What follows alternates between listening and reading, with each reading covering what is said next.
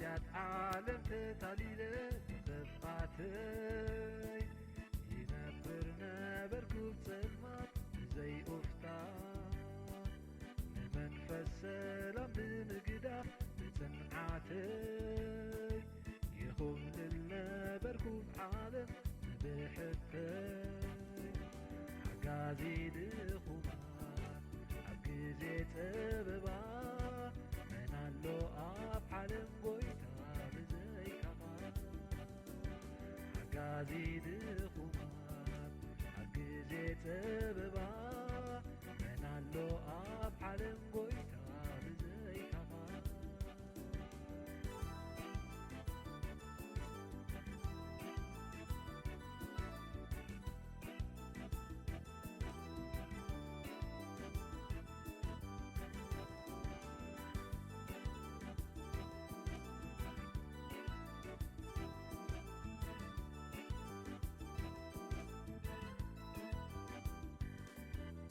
وهابو كنت ميتو ناب حسراني ايدو زرقي حوتاني كم حاجاتي مسكلو تسكيمة ملالس كمدوا برتعاني قدوس منفس حقازي دخومان أبقزي سببا منالو أب عالم قويتا بزي كفان حقازي دخومان أبقزي سببا منالو أب عالم قويتا بزي كفان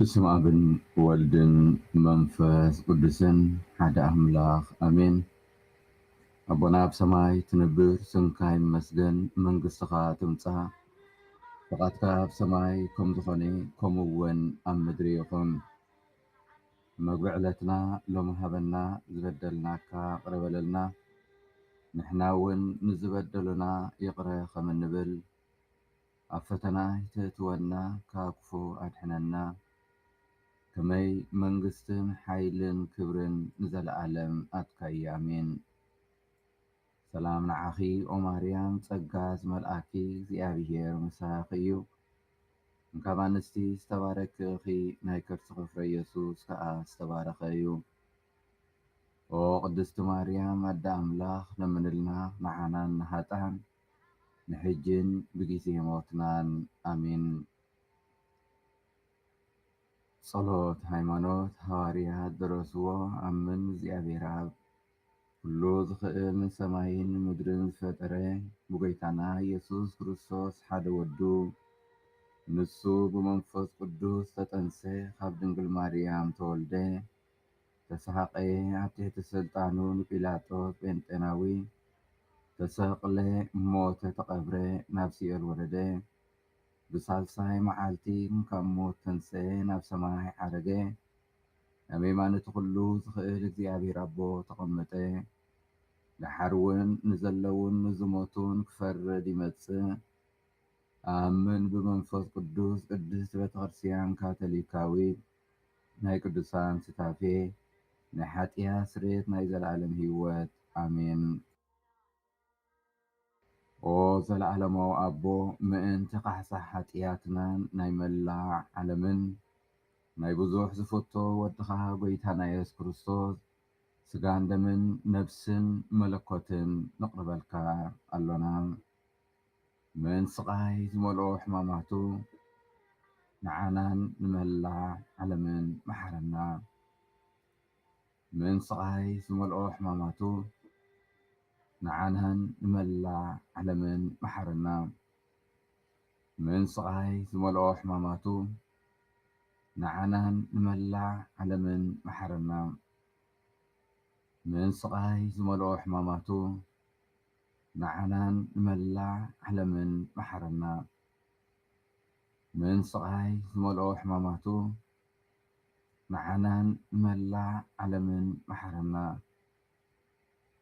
ምን ስቃይ ዝመልኦ ሕማማቱ ንዓናን ንመላእ ዓለምን መሓረና። ምን ስቃይ ዝመልኦ ሕማማቱ ንዓናን ንመላእ ዓለምን መሓረና።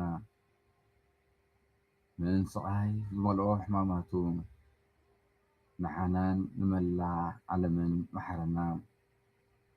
ምን ስቃይ ዝመልኦ ሕማማቱ ንዓናን ንመላእ ዓለምን መሓረና። ምን ስቃይ ዝመልኦ ሕማማቱ ንዓናን ንመላእ ዓለምን መሓረና። ኦ ዘለዓለማዊ ኣቦ ምእንቲ ካሕሳ ሓጢኣትናን ናይ መላእ ዓለምን ናይ ብዙሕ ዝፍቶ ወድኻ ጎይታና ኢየሱስ ክርስቶስ ስጋን ደምን ነፍስን መለኮትን ነቕርበልካ ኣሎና። ኦ እግዚኣብሔር ኣምላኽና ፈዋሲ ነፍስናን ስጋናን ብኽፉኣት ኣጋንንቲ ብናይ ስጋ ሕማማትን እናሰቃዩ ዝነብሩ ረዳኢ ንስኻ ኢኻ። ምእንቲ እዚ ነቶም ኣብ ስቅያት ዝርከቡን ቅዱስ ስምካ ጽውዑን ምሕረትካ ክትሰደሎም ሙሉእ ጥዕና ክትህቦም ንልምነካ ኣሎና። ምን ስቃይ ዝመልኦ ሕማማቱ ንዓናን ንመላእ ዓለምን መሓረና። ምን ስቃይ ዝመልኦ ሕማማቱ ንዓናን ንመላእ ዓለምን መሓረና። ምን ስቃይ ዝመልኦ ሕማማቱ ንዓናን ንመላእ ዓለምን መሓረና። ምን ስቃይ ዝመልኦ ሕማማቱ ንዓናን ንመላእ ዓለምን መሓረና። ምን ስቃይ ዝመልኦ ሕማማቱ ንዓናን ንመላእ ዓለምን መሓረና። ምን ስቃይ ዝመልኦ ሕማማቱ ንዓናን ንመላእ ዓለምን መሓረና።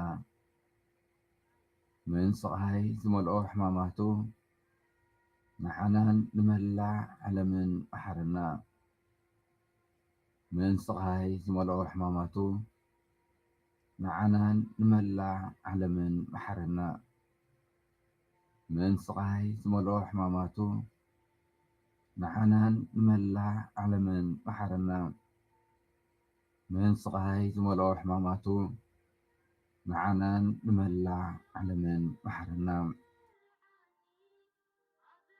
ኦ ዘለዓለማዊ ኣቦ ምእንቲ ካሕሳ ሓጢኣትናን ናይ መላእ ዓለምን ናይ ብዙሕ ዝፍቶ ወድኻ ጎይታና ኢየሱስ ክርስቶስ ስጋን ደምን ነፍስን መለኮትን ነቕርበልካ ኣሎና። ኦ እግዚኣብሔር ኣምላኽና ኣብ ሙሉእ ዓለም ተዘርጊሓ ንዘላ ቅድስቲ ቤተ ክርስቲያን ብሰላምን ብዕረፍትን ከም እትነብር ግበርሃ። ሰላምካ ሃባ ነዞም ኣብኣ እንርከብ እውን ንብረትናን ጥሪትናን ሓልወልና። መውፃእናን ምእታናን ብሰላም ከም ዝፍፀም ግበረልና። ኣብ ፍርሓትካን ኣገልግሎትካን ተፀሚድና ከም እንነብር ክትገብረና ንልምነካ ኣሎና። ምን ስቃይ ዝመልኦ ሕማማቱ ንዓናን ንመላእ ዓለምን መሓረና። ምን ስቃይ ዝመልኦ ሕማማቱ ንዓናን ንመላእ ዓለምን መሓረና። ምን ስቃይ ዝመልኦ ሕማማቱ ንዓናን ንመላእ ዓለምን መሓረና። ምን ስቃይ ዝመልኦ ሕማማቱ ንዓናን ንመላእ ዓለምን መሓረና። ምን ስቃይ ዝመልኦ ሕማማቱ ንዓናን ንመላእ ዓለምን መሓረና። ምን ስቃይ ዝመልኦ ሕማማቱ ንዓናን ንመላእ ዓለምን መሓረና። ምን ስቃይ ዝመልኦ ሕማማቱ ንዓናን ንመላእ ዓለምን መሓረና። ምን ስቃይ ዝመልኦ ሕማማቱ ንዓናን ንመላእ ዓለምን መሓረና። ምን ስቃይ ዝመልኦ ሕማማቱ ንዓናን ንመላእ ዓለምን መሓረና። ምን ስቃይ ዝመልኦ ሕማማቱ ንዓናን ንመላእ ዓለምን መሓረና። ኦ ዘለዓለሞ ኣቦ ምእንቲ ካሕሳ ሓጢኣትናን ናይ መላእ ዓለምን ናይ ብዙሕ ዝፍቶ ወድኻ ጎይታና ኢየሱስ ክርስቶስ ስጋን ደምን ነፍስን መለኮትን ነቕርበልካ ኣሎና። ኦ እግዚኣብሔር ኣምላኽና ንብፁዕን ቅዱስን ኣቦና ርእሰ ሊቃነ ጳጳሳት ልዮ ነቲ ካብ ኢድካ ዝተቐበልዎ ናይ ኣገልግሎት መዝነት ብጽቡቕ ክፍጽሙ ምስ ኩሎም ኣቦናትን ካህናትን ዲያቆናትን ህዝበ ክርስቲያን ብስምምዕ ዝነብሩሉ ጸጋ ምእንቲ ክትህቦም ንልምነካ ኣሎና። ምእንታናን ምእንቲ ኩሉ ህዝብኻን ዝገብርዎ ጸሎት ኣብ ቂድምኻ ቅቡል ኮይኑ ምእንቲ ክርከብ ናይ ጸጋ ምሕረትካ መዝገብ ክፈተሎም ጸጋ መንፈስካ ካዕርብሎም ንቤተ ክርስቲያንካ ክመርሕሉ ዝኽእሉ ነዊሕ ዕድመ እውን ወስኸሎም። ምእንቲ ስቓይ ዝመልኦ ሕማማቱ ንሓናን ንመላእ ዓለምን መሓረና። ምእንቲ ስቓይ ዝመልኦ ሕማማቱ ንዓናን ንመላእ ዓለምን መሓረና። ምእንቲ ስቓይ ዝመልኦ ሕማማቱ ንዓናን ንመላእ ዓለምን መሓረና። ምእንቲ ስቓይ ዝመልኦ ሕማማቱ ንዓናን ንመላእ ዓለምን መሓረና። ምእንቲ ስቓይ ዝመልኦ ሕማማቱ ንዓናን ንመላእ ዓለምን መሓረና። ምእንቲ ስቓይ ዝመልኦ ሕማማቱ ንዓናን ንመላእ ዓለምን መሓረና። ምእንቲ ስቓይ ዝመልኦ ሕማማቱ ንዓናን ንመላእ ዓለምን መሓረና። ምእንቲ ስቓይ ዝመልኦ ሕማማቱ ንዓናን ንመላእ ዓለምን መሓረና። ምእንቲ ስቓይ ዝመልኦ ሕማማቱ ንዓናን ንመላእ ዓለምን መሓረና። ምእንቲ ስቓይ ዝመልኦ ሕማማቱ ንዓናን ንመላእ ዓለምን መሓረና። ኦ ዘለዓለሞ ኣቦ ምእንቲ ካሕሳ ሓጢኣትናን ናይ መላእ ዓለምን ናይ ብዙሕ ዝፍቶ ወድኻ ጎይታና ኢየሱስ ክርስቶስ ስጋን ደምን ነፍስን መለኮትን ነቕርበልካ ኣሎና። ኦ እግዚኣብሔር ኣምላኽና ኩሉን ስድራ ቤታትና ብቅዱስ ፍቓድካ ተመሪሐን ቤት ጸሎትን ቤት በረኸትን ከም ዝኾና ግበረልና። እንካብአን ንጸላእቲ ስምካ ኣድሒቃ ኣሰር ብርሃን መልእኽትኻ ከም ዝስሕባ ግበረልና። ምእንቲ ስቓይ ዝመልኦ ሕማማቱ ንዓናን ንመላእ ዓለምን መሓረና። ምእንቲ ስቓይ ዝመልኦ ሕማማቱ ንዓናን ንመላእ ዓለምን መሓረና። ምእንቲ ስቓይ ዝመልኦ ሕማማቱ ንዓናን ንመላእ ዓለምን መሓረና። ምእንቲ ስቓይ ዝመልኦ ሕማማቱ ንዓናን ንመላእ ዓለምን መሓረና። ምእንቲ ስቓይ ዝመልኦ ሕማማቱ ንዓናን ንመላእ ዓለምን መሓረና። ምእንቲ ስቓይ ዝመልኦ ሕማማቱ ንዓናን ንመላእ ዓለምን መሓረና። ምእንቲ ስቓይ ዝመልኦ ሕማማቱ ንዓናን ንመላእ ዓለምን መሓረና። ምእንቲ ስቓይ ዝመልኦ ሕማማቱ ንዓናን ንመላእ ዓለምን መሓረና። ምእንቲ ስቓይ ዝመልኦ ሕማማቱ ንዓናን ንመላእ ዓለምን መሓረና። ምእንቲ ስቓይ ዝመልኦ ሕማማቱ ንዓናን ንመላእ ዓለምን መሓረና። ቅዱስ እግዚኣብሔር ቅዱስ ሓያል ቅዱስ ሕያው ዘይትመውት ንዓናን ንመላእ ዓለምን መሓረና። ቅዱስ እግዚኣብሔር ቅዱስ ሓያል ቅዱስ ሕያው ዘይትመውት ንዓናን ንመላእ ዓለምን መሓረና። ኦ ጎይታ መሓረና። ኦ ክርስቶስ መሐረና ኦ ጎይታ መሐረና ኦ ክርስቶስ ስምዓና ኦ ክርስቶስ ጽን በለና ኦ ሰማያዊ ኣብ ኣምላኽ መሐረና ኦ መድኃኔ ዓለም ወልደ ኣምላኽ መሐረና ኦ መንፈስ ቅዱስ ኣምላኽ መሐረና ኦ ቅድስ ሥላሴ ሓደ ኣምላኽ መሐረና ኦ ካብ ከርሰኣ ብትፍልፍል ምንጪ ምሕረት ኣምላኽ ኣባኻ ንእመን ኦ ዘይትብጻሕ ምስጢር ምሕረት ኣምላኽ ኣባኻ ንእመን ኦ ናይ መለኮት ዝለዓለ መግለጺ ምሕረት ኣምላኽ ኣባኻ ንእመን ኦ ካብ ምስጢረ ሥላሴ ትፍልፍል ምንጪ ምሕረት ኣምላኽ ኣባኻ ንእመን ኦ ብኣእምሮ ሰብን መላእኽትን ዘይትምርመር ምንጪ ምሕረት ኣምላኽ ኣባኻ ንእመን ኦ ናይ ኩሉ ህይወትን ተሓጓስን ምንጪ ምሕረት ኣምላኽ ኣባኻ ንእመን ኦ ናይ ኩሉ መንክራት ምንጪ ምሕረት ኣምላኽ ኣባኻ ንእመን ኦ ንመላእ ፍጥረታት ዓለም እትጭብጥ ምሕረት ኣምላኽ ኣባኻ ንእመን ኦ ብስጉ ቃል ኣብ ዓለም ዝመጻኻ ምሕረት ኣምላኽ ኣባኻ ንእመን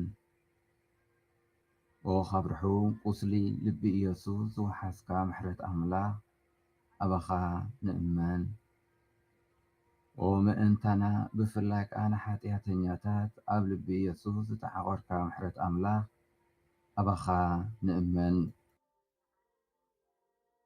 ኦ ንቅድስቲ ቤተ ክርስቲያን ዝመስረትካ ምሕረት ኣምላኽ ኣባኻ ንእመን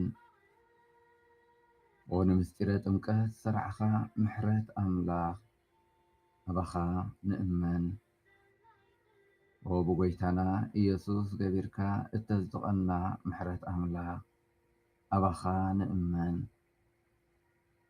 ኣብ ኩሉ ህይወትና ተሰኒየና ምሕረት ኣምላኽ ኣባኻ ንእመን ኦ ብፍላይ ኣብ ሰዓት ሞትና ተሓቑፈና ምሕረት ኣምላኽ ኣባኻ ንእመን ኦ ዘይትመውት ህይወት ትህበና ምሕረት ኣምላኽ ኣባኻ ንእመን ኦ ካብ ሓዊ ገሃነም እሳት እትስውረና ምሕረት ኣምላኽ ኣባኻ ንእመን ኦ ብመላእኽቲ ትድነቕ ብቅዱሳን ከዓ ዘይትጭበጥ ምሕረት ኣምላኽ ኣባኻ ንእመን ወኣብ ኩለን መለኮታውያን ምስጢራት እትነብር ምንጪ ምሕረት ኣምላኽ ኣባኻ ንእመን ኣብ ኩሉ ውርደትና ተናግፈና ምንጪ ምሕረት ኣምላኽ ኣባኻ ንእመን ኦ ናይ ተሓጓስና ምንጪ ምሕረት ኣምላኽ ኣባኻ ንእመን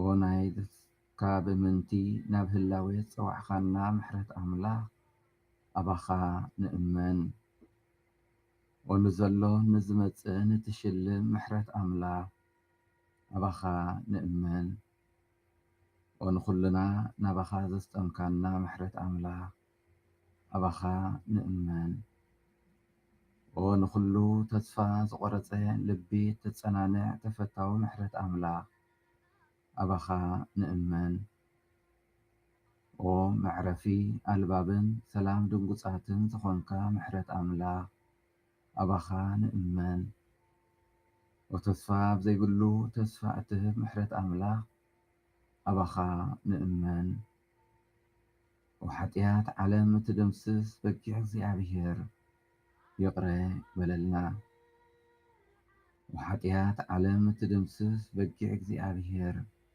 ስምዓና ኦ ሓጢአት ዓለም እትድምስስ በጊዕ እግዚኣብሔር ይቕረ በለልና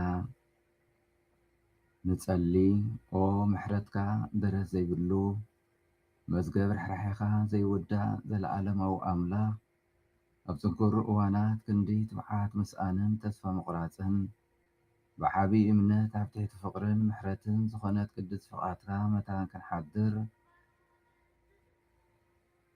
قلحتا حياونتك أبانا ملز محرتك ون أبزحلنا إخا آمين وكم من محرت انكاب لبي يسوس فلفل كالنا دمن ماين أبخا نأمن ألنا وخم من محرت انكاب لبي يسوس فلفل كالنا دمن ماين أبخا نأمن ألنا وخم من محرت انكاب لبي يسوس فلفل كالنا ماين دمن ماين أبخا نأمن ألنا أبونا بسماي تنبر سنكاي مسجن من قصتها تمسا فقط كاب سماي كم زخني كم وين أمدري يكون مقبعلتنا لو ما هبنا زبدلنا كربلنا نحنا ون نزبدلنا يقرا خم النبل أفتنا يتأتونا أنك أكفوعد حننا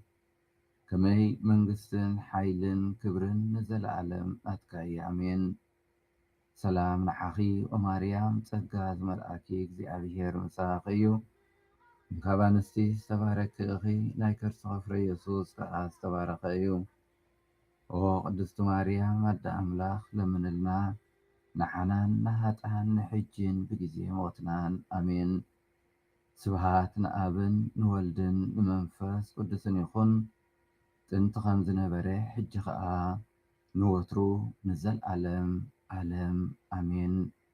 እግዚአብሔር ስለ ሁሉ ነገር ዝተመስገነ ይኹን።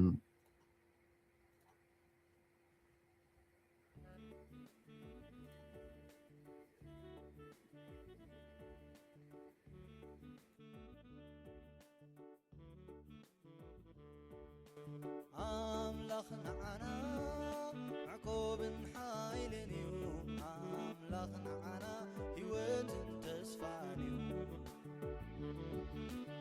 አምላኽ ንዓና ሰላምን ሓጎስን እዩ አምላኽ ንዓና ዓብይ በረኸት እዩ አምላኽና መን ኣሎ ዝወዳደሮ ንአምላኽና መን ኣሎ ዝመሳሰሎ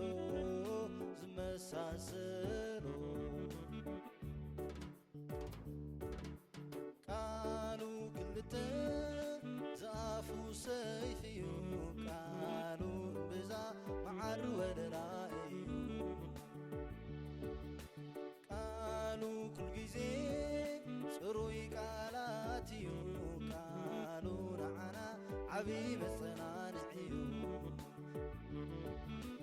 አምላኽና መን ኣሎ ዝወዳደሮ ንአምላኽና መን ኣሎ ዝመሳሰሎ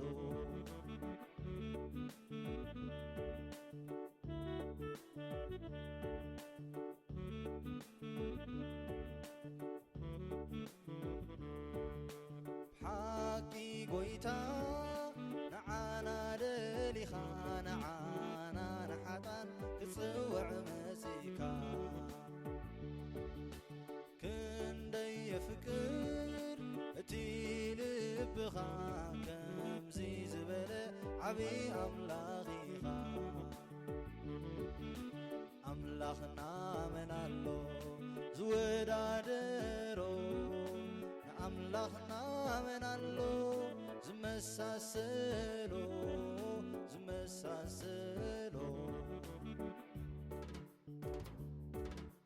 ብምሕረትካ ወትሩ ተኸልለና ብጸጋኻ ወትሩ ተዕብየና ከመይ ኢሉዩ እዚ ኮይኑላ ተቐበሊኻ ናይ ደቅኻ ምስጋና አምላኽና መን ኣሎ ዝወዳደሮ ንአምላኽና መን ኣሎ ዝመሳሰሎ